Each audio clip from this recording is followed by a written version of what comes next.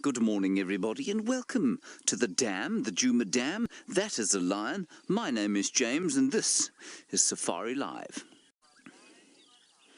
It is Sunday morning here in the Lowveld, and things are as they are with the lions on most days, but of course on everybody's Sunday, nice and lazy here on the northeast corner of the world's most magnificent country. That, of course, is South Africa. You're watching a live safari, in case you're wondering what this stream is that you've blundered onto. David is on camera today. Hello, David. Hello, James. Yes, marvellous to have you with us. And on the other vehicle, some of you would have seen during the preliminary show thing. Well, Taylor is there, and she's being filmed by Brian Joubert. And the final control on this Sunday morning, Louise Pavid and Kirsten McLennan Sarcasm. Over here, the Nkuhuma Pride, we've got the cubs, I think all 8, but only 3 lionesses. I don't know where the other 2 lionesses are. There are 5 of them, of course. 2 down there, smelling, sniffing, eating grass, which of course all cats and dogs do from time to time when they haven't had sufficient green vegetables. I feel rather the same right now, actually. We had a very meaty dinner last night. And then the cubs sort of meandering off towards what we call Central Road, or down into this dry riverbed that feeds, or that used to be fed, by the drainage line that feeds the Djuma Dam. We're on live safari, like I said, so please do talk to us for the next 3 hours or so. Hashtag Safari Live, questions at WildEarthTV. We'll do our best to answer any queries you have or address any comments that you have. That is the great joy of being on the largest safari vehicle in the world, is that we learn probably more from our audience than the audience does from us. So, welcome to it. This is the wilderness, and we're going to go and spend some time with the Nkuhuma Pride. Here we go. I'm just going to muscle myself back into my seat. Oh, there we are. Seem to be moving down into the drainage. I don't know where the other 2 lionesses are. Certainly one of them has been mating with one of the males of the Birmingham coalition of 4. We'll just pop onto here for now, but I think we're shortly going to move off down through there.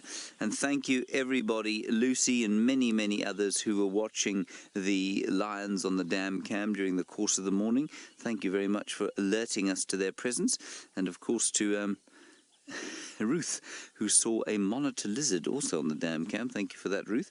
I'm afraid I've been unable to track down your monitor lizard this morning, but it would be very good to see a monitor lizard, because they are, of course, deeply interesting animals, probably as interesting as lions, especially when lions are fast asleep, which these chaps are going to go at some stage in the not too distant future. Right, let me move into a position, hopefully, where they're not being very naughty at the moment. They're playing quite nicely with each other here down behind the Djuma Dam. Unfortunately, they are playing with some plumbing. Some plumbing that has been left here by, well, I don't know who left it here or why it was here, but it has been exposed, I suspect, by elephants, and now the Nkuhuma Pride are having it, like a sort of flavourless licorice stick, I suppose you might describe it. That's what the cubs are playing with. They'll play with anything, of course. They're having a wonderful time down here.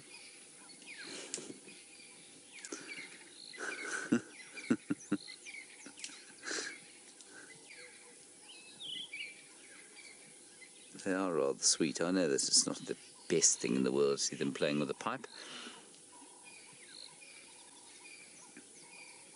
but it is quite amusing.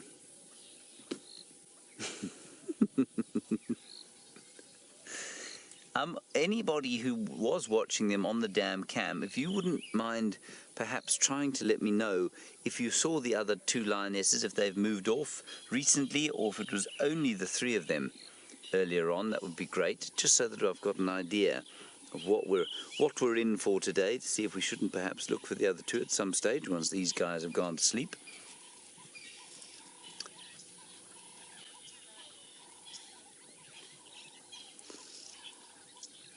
Right, thank you very much, Diane. You say the other two wandered off with a male towards the lodge about 2 hours ago. So maybe they've gone towards Gallagher Pan. We'll have a look there. I haven't heard anyone getting mobile from the camp yet, so I think they're probably having a bit of a... because it is still, of course, very early in the morning. It's only just gone 0500. That was quite early for you today, wasn't it, David? It was. Did I hear someone knocking on your door at 0430? Yeah. David. Now, this is, of course, not David's fault because it is so beastly hot at night, which means that we are itching our way through the night and not really sleeping that well. Michael, you say, while I'm sort of telling you the woes of sleeping in the wilderness out here, you say the lions were at the dam cam the whole night, and so they definitely haven't murdered another hapless, emaciated buffalo, which is good for the buffalo, not necessarily for these cubs. I'm going to, Dave, I'm just going to try and get us a little bit more parallel so you've got a better view down into that gap there.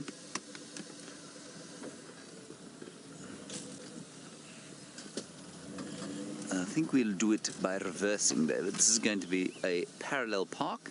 Takes me back to me driving test, of course. Now, 22 years in history, David. 22 years ago I learned how to drive a car. It was just after the horse and carriage went out of fashion. I did not fail, Louise. This is called reverse by touch. See? Now we've touched the bush behind. And when David yelps, we know we've gone far enough. Is that better, David? Yes. You see, I've done it beautifully.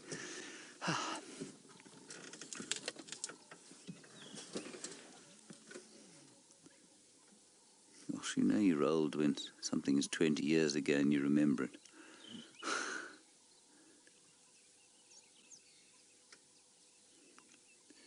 It's interesting that, you know, while we look at these young cubs, once you're into the realm of your 5th decade, David, which of course I am now, you're into the realm of a very unique group.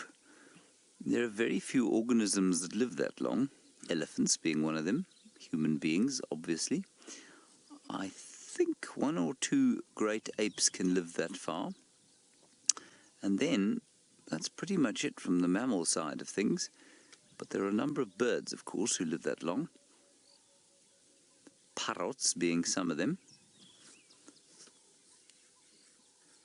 And, of course, termites, David. I'm joking, they don't really live for 40 years. Mustn't believe everything I say.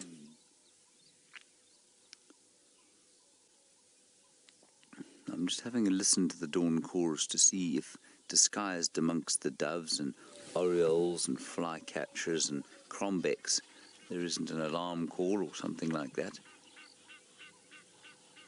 I must just also tell you that I saw 2 elephants heading towards quarantine clearing, so if T-Bomb is anywhere around there, Louise, and she's getting tired of looking for Tinganana, well, she can pops see them. Pops see them. I'm not sure what that means. Perhaps see them.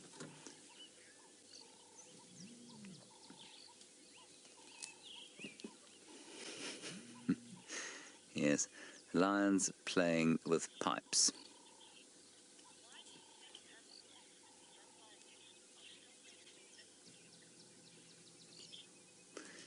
Tiki, we were chatting about the other 2 lionesses and where they might be in the perhaps that they are mating. Hang on, one of them's calling. I think she's just making a comment. She went, Tiki, you want to know why I think that they aren't pregnant yet? It's very interesting. Amber Eyes, I think, is a fairly testosterone-riddled lioness, and I'm not sure that she's that keen on mating. And certainly when she came into the sort of first stages of estrus, she was actually trying to do the mating, which was very odd to see indeed. And I just wonder if she isn't that enamored with the thought of mating. And that doesn't preclude her from falling pregnant, but I think it has made the process slightly longer. So maybe that's what's going on with her. The youngest lioness, I don't know whose daughter she is. Maybe she's Amber Eyes' daughter and has the same issue. Maybe it's just that she's very young, and, you know, because she's very young, it's just taking a bit longer than it would normally. But I think it's quite a good thing. I think 3 litters for the 5 lionesses is quite enough for them to look after for now. And of course, if they do fall pregnant today, it'll only be 6 months pretty much before the cubs are reintroduced to the pride. Well, just under 6 months, about 4.5 months. So let's call it 4.5 months from now. And these ones, the oldest ones, are now 5 months. They'll be 9 months old. So at least there'll be a little bit of age difference. And the oldest ones here will have weaned completely, and that's very important. Ideally, I think you'd want these guys to be almost a year old, so that they're actually making a contribution to the hunting rather than just being a drain on the pride resources. Because imagine the other 2 had cubs as well, say they had 2 or 3 each, so they were an extra 5. I mean, that would mean that there were 13 cubs here and 5 lionesses to feed them, which, while they're producing milk, is absolutely fine. But once they've got to feed them meat, and especially as we go into the wet season, when, you know, eventually the buffalo are going to start putting on condition again, and they're going to be a lot more difficult to hunt. Well, things are going to be just a little bit more difficult.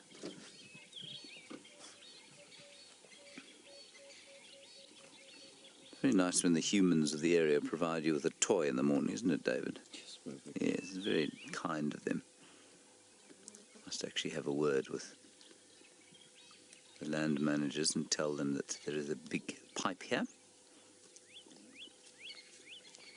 I don't think they should come and collect it right now. I think that might be dangerous. Now, Lisa, you make a very, very good point here, and this is something that somebody else noticed a little while back as well. Flies are out already, although it is only 0500. Apparently we're staring down the barrel of 37 degrees here.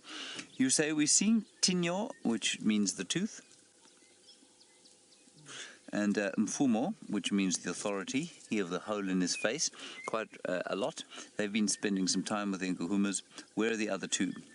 Nena and Nsuku. Lisa, I don't know where they are, but your question is a good one, but it's not unusual that this should happen. Everything's settled down now, and often a coalition will semi-split, and that's not to say that they become animostic to each other at all. All that happens is that they split up and sort of man the territory at different areas. Then if that split can become permanent, as it did with the Matimbas, or it can become temporary like it is and remains with the Majingalan coalition, which is in the western Sabi Sand, and they're a coalition of 4, and they spend their time normally 2 far to the west and 2 in the central areas, but they do join up from time to time.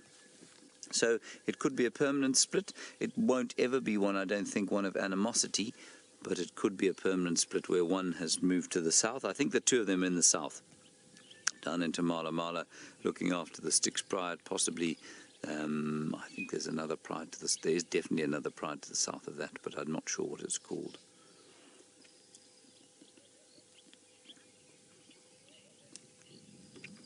Ah, good news. Taylor has managed to find something to show you. I'm not sure if she's staying with it, though.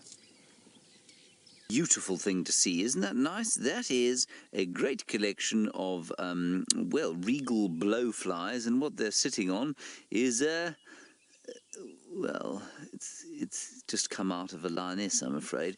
And the reason it looks like that is that it's largely grass. We've been seeing them eating grass all morning long, and that was probably last night's grass-eating efforts, cleaning out the digestive system. Excellent to do once a week. She obviously does it on Sundays. The rest of the pride is now moving down sort of parallel with the drainage line, so we'll try and stay with them for the next little while. And I was just saying to David, I know those monkeys are alarm calling, but it can be so difficult still to find whatever they're shouting at because their eyesight is so very good. And the last 2 times I have found leopard from monkey alarm calls, the leopard has been in excess of 1,000 feet from where the monkeys are sitting in the trees shouting. So they really do have exceptional eyesight. It's not getting warmer at all, not that it's ever been very cold today, so I don't think they're necessarily going to go to sleep yet. There's one sticking its head over the top of the termite mound. I'm not going to worry about that one. Oh no, maybe I will actually. That'll be quite a nice picture, David. Yes, there we are. It was very kind of me to stop here for you. And then the others, all around about and below that. In fact, let's move in there. Hello, Eileen. You want to know if there are any man-eater lions? I'm assuming you're asking in this area, and so the answer is I hope not. I don't really want to be eaten. Eileen, I'm being slightly facetious, of course. There are man-eater lions in various parts of the world. Sorry about the squeaking brakes. And the man-eater lions that occur in this area are probably on the eastern fringes of the Kruger Park, on the Mozambican border. There's quite a lot in the way of refugee movement, well, refugee/immigrant/poaching activity there. And when that happens, and there's a concentration of people who move around at night, and people who do not know how to, what to do when they see a lion, i.e. they turn and they run away, what that does is it encourages man-eating. And so there are prides of lions that do eat men over that way. And apparently, I mean, you do read some fairly horrific statistics, like sort of 100 or 200 or so people get eaten by lions in the eastern Kruger every year. So yes, that does happen from time to time, but that's normally because people are moving around at night and they run away from lions, as opposed to kind of stand their ground, which of course we know you have to do with lions.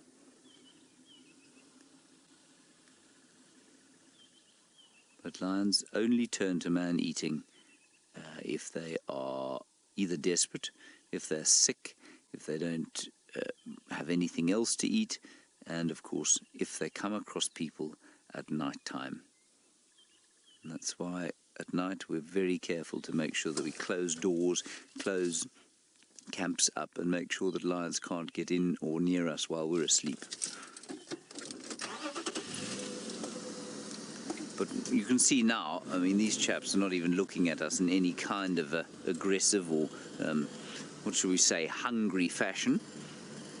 They don't want to eat us. They don't see us as prey. They actually see us as a predator. Right, let's go round here and see if they don't pop out into the open. There's a car full of people here. I've seen. There are the lions to the right-hand side. They seem to be moving closer down into the drainage.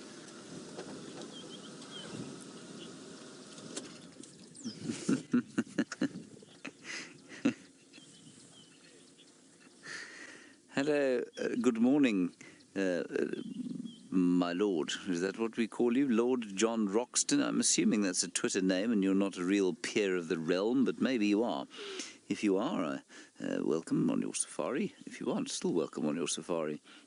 You want to know, Lord John Roxton, if I've ever had a terrifying lion experience. I've had a number of relatively scary lion experiences. I'm just trying to think of one that is particularly terrifying. I think finding lions on foot and having them growl at you is sufficiently terrifying.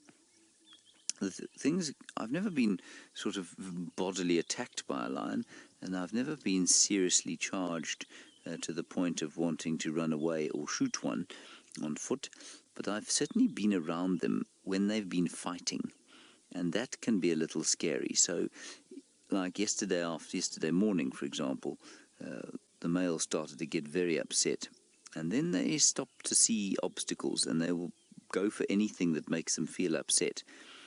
And that, I suppose, would be the scariest times that I've had with lions, when they get upset with each other. And then you can, of course, be the sort of, what should we call it, the punching bag for any kind of misplaced aggression. But I can't think of any particularly terrifying lion experience I've had, I'm afraid. And that is a function of the fact that A, I'm quite careful, and B, you know, lions just don't see us as something to make terrified. They're just not that afraid of us. At least they're just not that interested in what we're doing. Which makes all of this possible. And I'm always slightly amazed by questions of, isn't this dangerous? This must be dangerous. And I'm not amazed, but it's an interesting question because intuitively, yes, it's a good one. But of course, unless we all had a death wish, we wouldn't be doing this. This is not a Red Bull extreme sport. It's not like jumping off a mountain in a squirrel suit, for example, is it?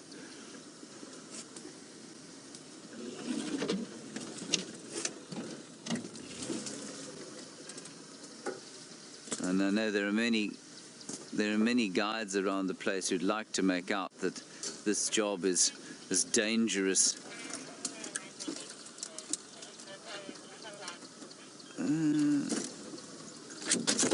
Sorry about that, David. Jason, I did indeed. Did I say about 120 lion attacks a year in the Kruger? I think it's probably up to about 200 in the eastern Kruger. There we go. Now we have a lovely picture of the whole pride coming. Now, what is this lioness looking at? These lions have been killing during the day quite a lot. And if they come across a buffalo bull now, I think they'll have a go at it, except that they've only got 3 of them with us. The other 2 are not here.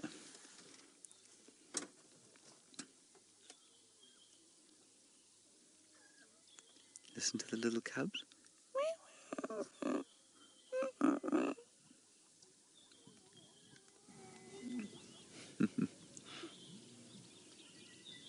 So the 3 mothers with their 3 little litters.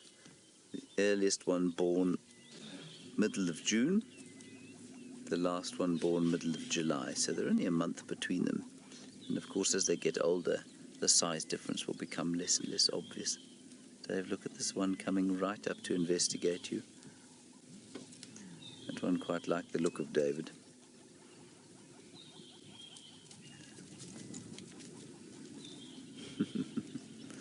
This is so cool, watching them on the move. The light's about to break through the clouds.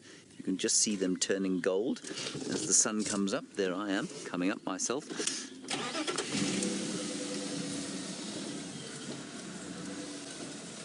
Let's go along this way. In fact, they're moving. Yeah, let's carry on this way.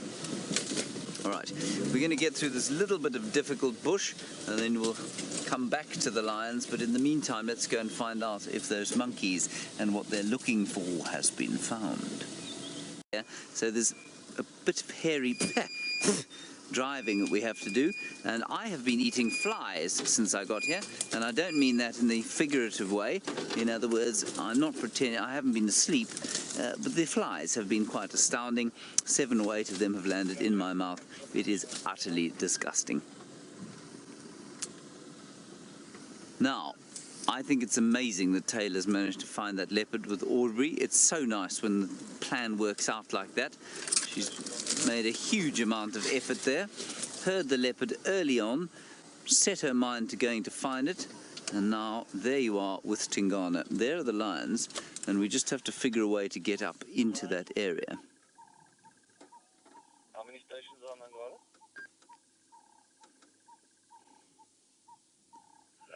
There we are. We will try and get up there.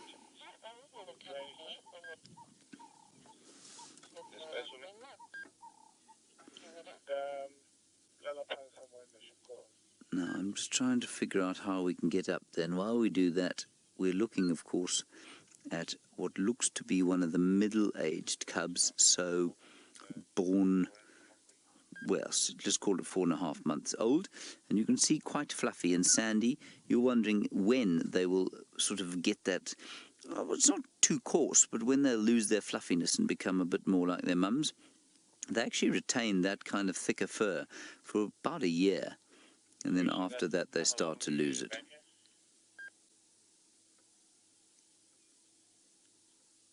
Well, let's try and get up there. David, hold on and watch out for your eyes as we sort of crunch our way up there.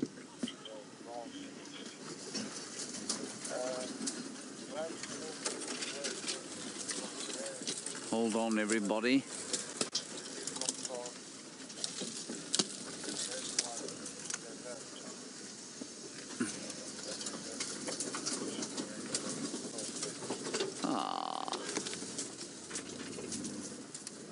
The lions have now come to rest on a peninsula in this, what must have been a fairly impressive system of little rivers when the water flowed here.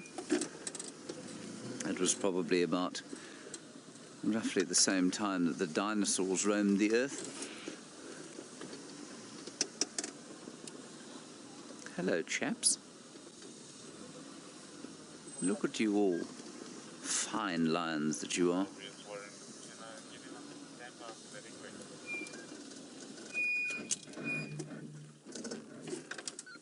I apologize profusely for the squeaking of the brakes.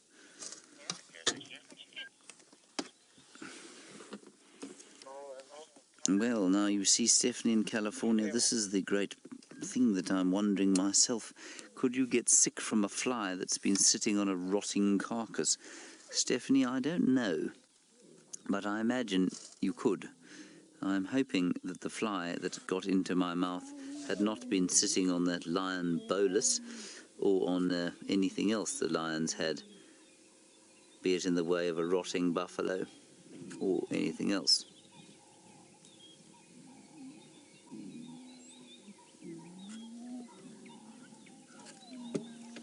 Listen to them. And that's the little ones trying to suckle still. They've only got about 2 or 3 weeks left when they will be allowed to suckle. But of course, because all of the lionesses are lactating here, and therefore all of the cubs are trying to suckle from them, I'm sure that does prolong the lactating time. So normally they'll wean at sort of 6 months.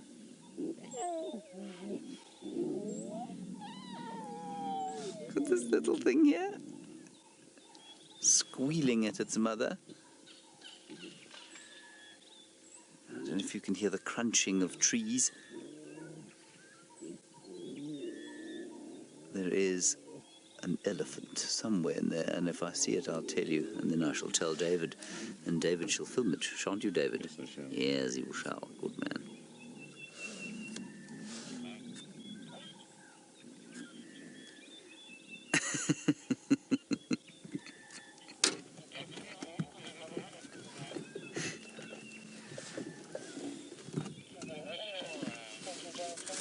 Now, we have an interesting question from someone called Funky Jazz Fingers. And Funky Jazz Fingers, I'm afraid I heard your Twitter name and then I became semi-unable to hear your question because I was so amused by it. But you say, I think, do we work with wild lions or are these bred lions that we bring into the enclosure? Is that correct? Funky Jazz Fingers, ain't no enclosure here. Ah.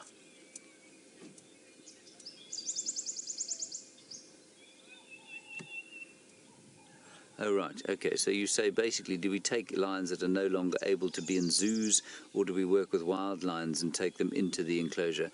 Funky Jazz Fingers, I've obviously given you a false impression of what's going on here. This is a completely wild system. We are not in any way in an enclosure. We're in part of 8.5 million acres of contiguous wilderness that stretches the entire northeastern corner of South Africa, east into Mozambique and north into Zimbabwe. And we just happen to be in a small section of it here. It's unfenced completely. These lions are as wild as they get. They're just not reacting to us because they're used to the vehicles and they don't see us as prey or as a threat. And so they just get on with their lives with us around them. So Funky Jazz Fingers, there are no circus lions here. There are no trained lions. There's nothing here that isn't completely wild. And just interestingly on that, I'm going to call you FJF, Funky Jazz Fingers. You like that, David? FJF, we couldn't introduce circus lions here. They have tried, of course, to reintroduce captive bred lions to various wild areas, and it almost always fails because they don't grow up in this area. They don't have the right resistance to disease. They don't learn to hunt from an early age. And so almost universally, the introduction of captive bred lions to wild areas results in disaster. But thank you for your question, Funky Jazz Fingers. It's very important that we address those sorts of things. And of course, I think because we're sitting so close to these animals, often people are often people are sort of have a slightly skewed impression of what we're doing. It looks like they must be trained because we're sitting next to the world's most fearsome predator, and we're no more than 30 feet from them. Dayton, you're wondering about whether or not we can use the black patches on the backs of the ears to identify them. Dayton, no. Those black patches are pretty universal.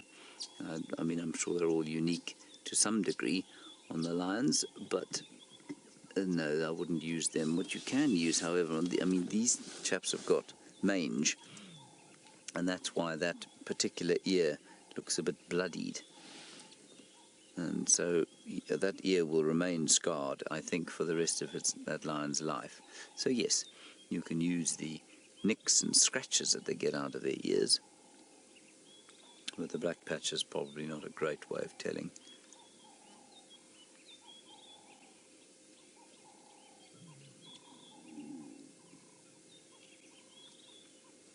Beautiful. They'll settle here unless something comes wandering along. The lioness has seen something there, you can see. I'll just look back. There was an elephant wandering around here at some stage. Maybe she spotted that. That's the only thing that they'll be wary of, everyone. The only thing that will cause this pride to scatter and skedaddle off into the bush will be an irritated elephant. They do not take chances with elephants. Ah, magnificent. Our dominant male leopard is sitting on a termite mound waiting for you.